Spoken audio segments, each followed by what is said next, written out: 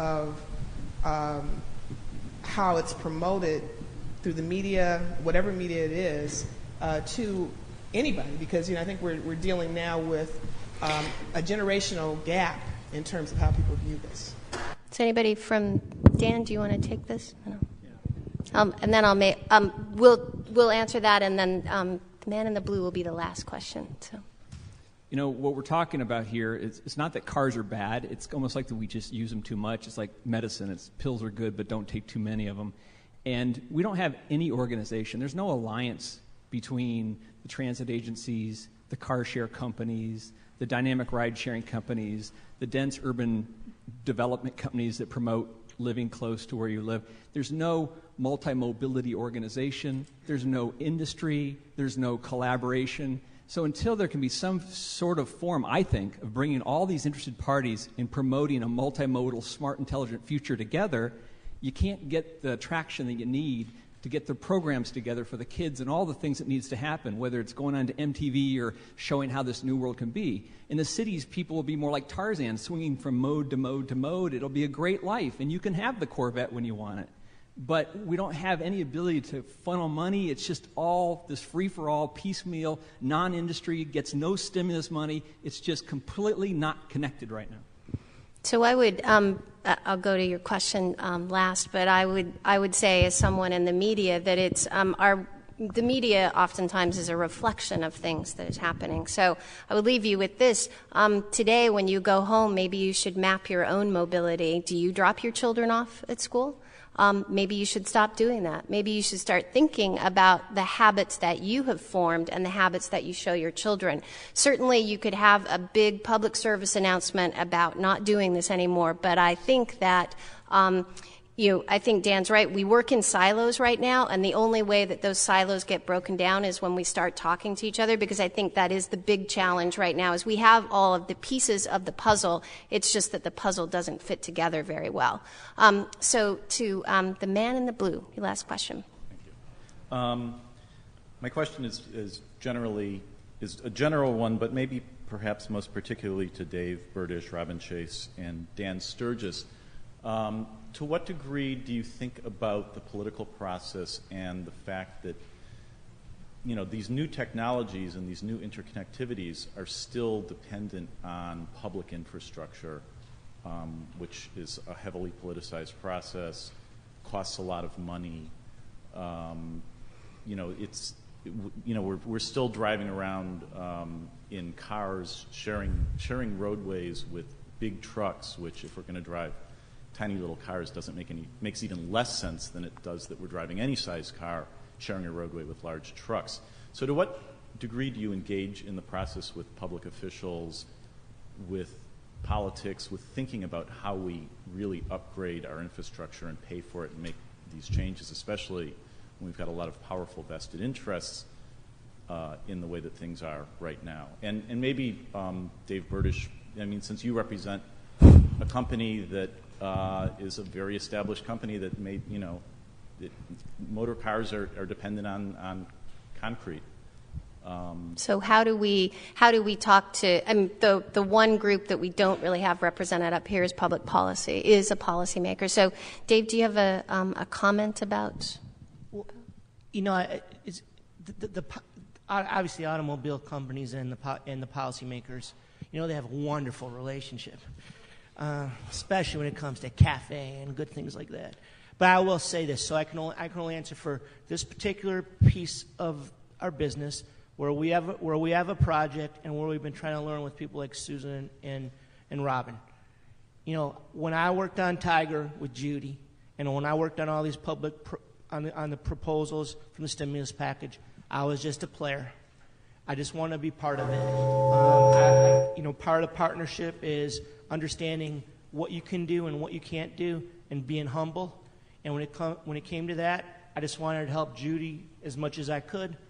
And if she has to deal with the policy, we will. This is so new to us, and it's not exactly like we carry the best reputation into some of the policy world anyway. So right now, I just say we have to wait and see, and be humble, and be empathetic, and be good partners.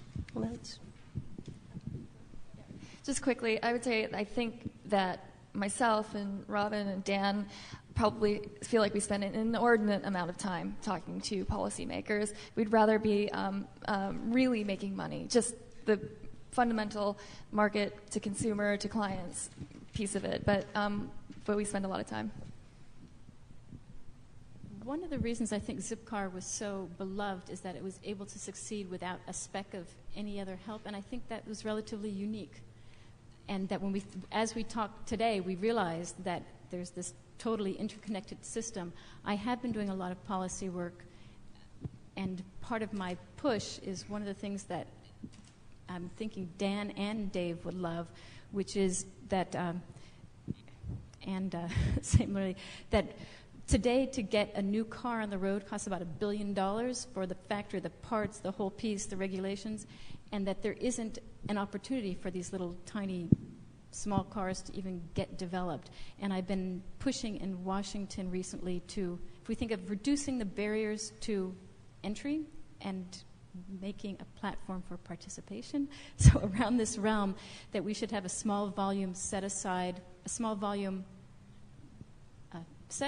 for production volume of cars, that if you are a small volume, you don't need to go through the gigantic regulatory requirements that cost you these huge amounts to put cars. So if we can get a lot more innovation on the road. The second is to have some roads that are low speed, low weight roads, and maybe low speed, low weight lanes. And again, what's kind of interesting is I was talking to some RISD students, and they had these little tiny cars, and they were driving the tiny cars in the tiny lanes. And when I was looking at this, I thought, when's that going to happen? When are we going to start making special lanes for small cars? But if you think about the low-speed, low lanes, or what bike lanes look like today, if you're a fast biker, you pass the slow biker, and if there's a pedestrian, you go around. And if we think of this mixed small cars and light cars and bikes, you would be having not sticking to the one lane, so we can have this transitional place. But I definitely feel like it's a multiple part and engagement problem. And lastly, for the reauthorization bill that's coming up, we have to pay for the infrastructure, which is your key point. And we are driving with 18-year-old gas taxes, and prices have raised a lot since the last gas tax was set 18 years ago. So that's why our infrastructure is crumbling around us. And we need to move away from that.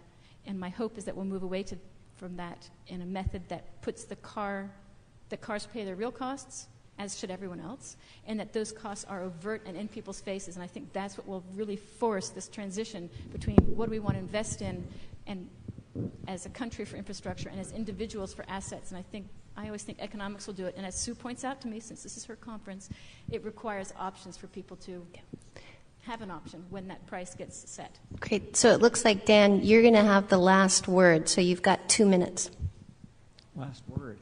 From my perspective of doing this, going into communities, it's a whole systems process where the politicians and the policymakers respond to their constituents. So the public more or less needs to, I think, have a sense that these things are possible and that there's promise to them that makes it more likely that the politicians will fight for those kinds of things that need to happen.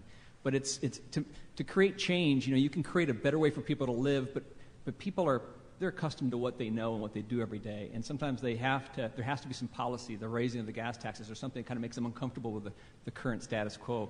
But to get there, we've got to really, get those kid education programs, community education, the things so people become aware of it. But you need money in the process too. I mean, if IBM was behind more of these types of systems and things like that, we would be able to get the word out of what's possible, what really is a smart world when you have right-sized transportation. The car companies, some of them have really dragged their feet.